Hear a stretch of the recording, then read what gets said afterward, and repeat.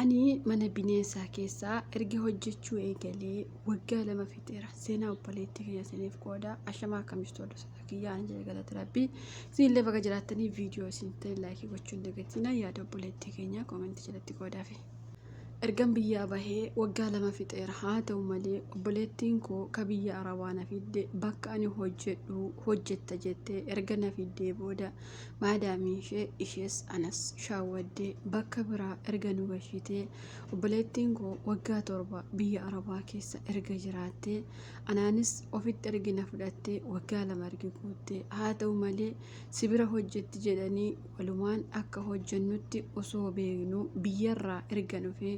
obboleettiin koos waan gootu dhabdee anis waan godhu dhabee guyyaa tokkollee osoo ija isheen argin sobanii ka wal bira hojjettu jedhanii nu fidan. Anaan garuu adda baasanii biyya Saudi Arabiyaa keessaa bakka magaalaa Jiddaa jedhamtu keessaa hojjechaa waan hin jiruuf, haa ta'u malee hojii koo yoo isinitti hime baay'een keessan rifachuu waan dandeessaniif amma garuu isinirraa furmaata barbaada. Ani mucaa durbaaf mucaa dhiiraa tokko qaba. Jireenyas akka nama tokkootti biyya koo keessatti jiraachaa ture. Haa ta'u malee maadaamiin na fidde abbaa manaa hin qabdu. Ijoollee dhiiraa 4 fi durba tokko waan qabduuf manni isheen hojjettu mana bineensaa kan akka raachaa, bofaa, jawwee bineensa addunyaa kanarraa akka biyya keenyatti baqannu mana ishee keessatti garuu sirriitti waan oomishamuuf hojiin koo nyaata hojjechuu, mana qulqulleessuu, uffata miicoo osoo hin taane bineensa sana hojjechuu, yeroo inni nyaata barbaadutti nyaata isaa kennuu fi yeroo inni qulqullaa'uu qabutti bineensa sana qulqulleessuu. Tarii atis nama nyaattaa akkamitti bineensa harkaan qabdaa jettanii na gaafachuu dandeessu. Dhugaa dubbachuuf anis ol seenuu koo beeka malee akkaataa kamiin bineensa kana akka hojjedhu anaafuu gaaffii waan ta'eef obboleettiin koo akkuma ani mana sana galeen maaliif obboleettii koo achi gashitanii jette yeroo gaafattu isaanis maal rakkoo qabaree wal bira yoo teessan malee hin ta'uure isheefis hojiidha. Yoo barbaadde obboleettii kee ajjeesuu dandeenya, yoo barbaadde immoo siifaa hojjettu. Atis yoo feete gara biyyaa gali, yoo fedhuu baatte taa'ii hojjedhu jechuun yeroo obboleettii koo doorsisan anis sababii kootti obboleettiin koo waa taati jedhee manuma bineensaa kana keessa waggaa 2 ergin hojjedhee booda maadaamiin koo waan ani hin yaadne gonkumaa waan ani mana sana keessatti yaadee hin beekne waggaa 2 ergan guutee gara biyya koongalaa waggaa 2 fixeeraa jedhe yeroon ishee gaafu isheenis gonkumaa gara biyyaa galuu hin dandeessu, kanan si fide hamma hojjettu hojjettee umarratti si qaluu waan ta'eef biyya kee galuu gonkumaa hin dandeessu, kana garaa kee kutadhu jechuun yeroo natti himtu anis akkamittiin akkas ta'a obboleettii koo waggaa 7 isin bira teesse ishee sossobdanii naan fidattan miti moo jedhee yeroo ishee gaafu isheenis kana situ beeka osoo hin taane natu beeka jettee kan duraan qorichaan na tuqxee akkam bineensa qulqulleessu na gootu har'a garuu qorichaanis nan tuqxu akkanumaan bineensi osoo natti maraatu harka ofiitti elbisi qoffaas yookaas akka afaan keenyaatti harka keetti hidhu kan jedhamu sana argan hidhee mana bineensa sanatti ol seenee bineensunis na idduuf na nyaachuuf yeroo natti utaala. Isheenis eeyyan hojjedhu kuni hojii keetii homaa tokkollee sin godhu hin sodaatin jechuun ergan olitti seenee dhugumatti bineensi sun homaa nan godhu garuu morma kootti marama orga natti maramee booda anis baay'ee isa sodaadha. Bineensa kana dhugaa dubbachuuf mee isin bineensa akkasii jawwee bofa miti, raacha, luccuu gaararraa waan akkasii miti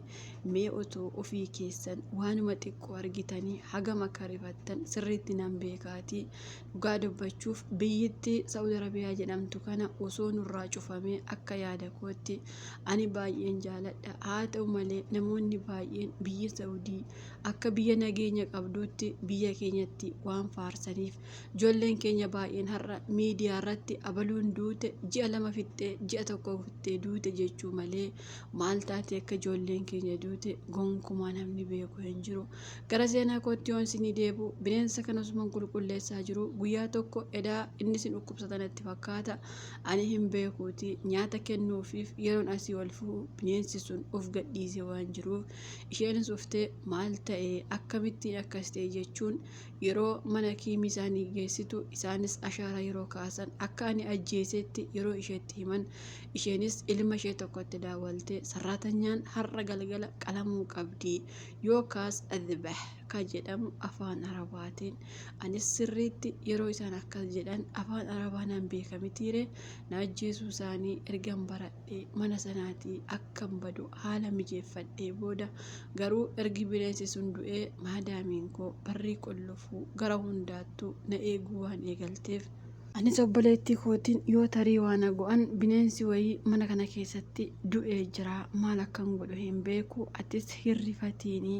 jedhee erga obboleettii kootti hime obboleettiin koos boossee maraatte akkamittiin akkas jetta jechuun maadaamii isheetti daawwaltee obboleettiin koo waa tokko taanaan aniifati waliin dhiifnu akkamitti yoo bineensi du'e obboleettii kootti qabatti jechuu yeroo gaafattu isheenis eeyyen atuu waliin du'uu dandeessaa bineensi sun mee waa tokko haa ta'u jettee obboleettii koo yeroo doorsiftu anis obboleettii kootiin yoon tarii du'e manuma kanattiin du'e waan ta'eef nan barbaadinaa jechuun ergan obboleettii kootti hime maadaamiin koos yoo mithilootaa yookaas guyyaa facaasaa akka afaan keenyatti kan jettu namatti daawwaltee taa'ali bukuraa yoo mithilootaa sa'a 7 jettee yeroo isheen dubbattu anis sa'aatii tokkotti ganama koottu jettee nama waamti mitiire gurri koo garuma ishee waan jiruuf sa'a 7 taa'ali adbah shaqaala yookaas sawii shaqaala yeroo isheen jettu anis sa'aatii tokkotti koottu sarraatanyaa qalii jechuu erga gurra koo na buute mee isin osoo kana dhageessanii maaltu isinitti dhaga'amaati. Madaamiin koos akka duraanii bakka bineensa sanaa nageessu iftee guyyaan erga iyyaatee booda ta'aalinaan jettee kushinaa akkan qulqulleessuu fi mana akka miicu sirriitti erga natti himtee booda anis eeshi jedheen guyyaan koo akka isheen jettetti ta'aalii yoo mithilootaa sa'a 7 jette mitiire kan isheen akkas jette guyyaa gaafa jum'aa galgala waan ta'eef anis eeshi jedheen facaasaa akkan duubaradhe obboleettii kootiinis gurra kootiin kana jechuu ishee dhagaheeraa adaraa kee harmee koos naaf jajjabeessi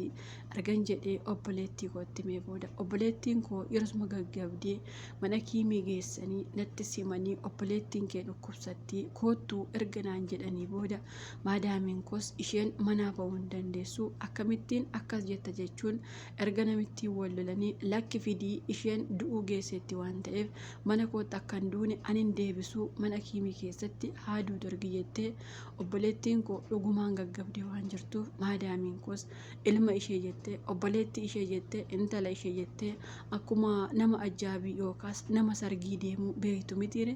natti duudanii erga mana kiimii geessanii booda obboleettiin koos dhugumattiyyuu gaggabdee bilookoosiin irra dhaabachaa waan jiruuf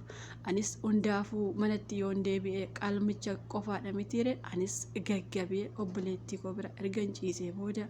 ani garuu dhukkubsadhee gaggabe osoo hin taane akkasumatti tooftaa mana sanatti hin deebine waan ta'eef obboleettiin koos naaf wayyitee anis wayyee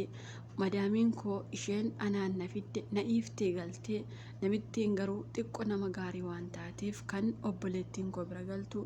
baga rabbiin isin fayyise jechuun yallaa amma hin galla jettee yeroo isheen nu qajeeshitu nutis ishi jennee maadaamiin obboleettiin koo bira jirtu sun sawaaqa yookaas nama makiinaa oofu kabiraa ni beektu mitiire waamtee yeroo inni makiinaarra nu kaahee gara manaatti osoo deemaa jirru gurbaan makiinaan beenzila fixate jechuun osoo achi dhaabate isheenis beenzila biras hin geenye makiinaan sun kan dhaabate bakka biraatti waan ta'eef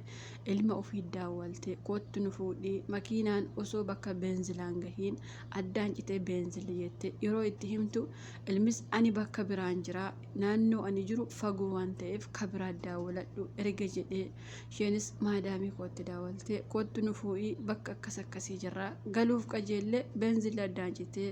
jettee yeroo itti himtu maadaamiin koos ishi jettee osoo ufaa jirtu anis maadaamiin koo erguftee baay'ee tokko rifachuun sababiinsaa guyyaan koo umatee waan jiruuf obboleettiin koos fayyite maal isaan fayyee osoo hin du'eera ta'ee osuma jechaa jirtu maadaamii koo waliin osoo deemaa jirru erga makiinaa isheen fidde isiniin jechuu kooti. Makiinaan sun naannoo manaa yeroo gahu galagalee anaanis obboleettii koos maadaamii koos baate erga namni miidhameen jiru garuu manuma akiimii baane sanatti erga deebinee booda aniif obboleettiin koo kottu egaa rabbi sababii godhee nu baasuuf jira manuma akiimii kana keessa fiignee bannaa erga jennee ganama yookaas gara guyyaa ergi mana akiimii ambulaansiitiin fidanii nu deebisanii booda aniif obboleettiin koo bilookoosiin erga nurra taa'ee nurraa fu'amee maadaamiin kan obboleettiin koo bira jirtu xiqqoo miidhamtee waan jirtuuf maadaamiin koo omaan taane garuu yaada ishee gara ishee waan jiruuf nutis mana akiimii keessaa baanii erga fiigne moobaayilii lamaan keenyaayyuu chaarjii waan hin qabaanneef suuqii wayii tokkotti gorree suuqii sana keessa lammii Paakistaanii waan jiruuf lakkoofsa bilbilaa nama naannoo biyya kana keessa jiru sirriitti waan beeknuuf achumaan daawwalannee namni sunis ofee lookshinii nu ergameera waan ta'eef ofee achii nu fuudhee obboleettiin koo amma gara biyyaa galteetti ani garuu biyyuma kana keessa alarraa hojjetachaan jira galanni kan rabbiitii. Seenaa kana kan isiniif qoode ijoolleen baay'een duutee ishee miidiyaa irratti laxxafamaa waan jiruuf waan akkasiillee waan jiruuf irraa akka barattanii fi ani obboleettiin keessan rabbi sababii godhee na baasee waan jiruuf isiniinis hiriyoonni koo biyya namaa jirtan rabbiin anaan sababii godhee hamma akanaatti na teessisaa jiru isiniinis rabbiin sababii godhee isin haa jiraachisuun aamsa kootii galatoomatti obboleettiin keenya. Seenaa hamma har'aa hojjechaa ture keessatti wanta akka seenaa kana garaana nyaateen jiru edaa guyyaa tokko lubbuun yoo rabbi baase malee hin baatu kan jedhan dhugumattiyyuu dhugaadha. Obboleettii keenya baga rabbiin lubbuu keessi baase jechuu barbaada. Ijoolleen keenya baay'een akkuma beektan bara kana keessa abaluun duutee abaluun akkas taatee malee maaliif akka ijoolleen keenya duute namni beeku hin jiru. Dhugumatti arabni bofa jawwee bineensa sirriitti mana ofii keessaa waan qabaniif waan akkasii mana arabaa keessatti yoo agartan hojiinsa waan akkasii yoo isin gahe mana sana to'istanii deemtaniin irra gaariidha jedhee yaada. Keessaafuu namoonni baay'een namoonni mana jawwee mana bineensaa keessa hojjetan yeroo baay'ee carraan lubbuun turuu isaanii baay'ee xiqqoo waan ta'eef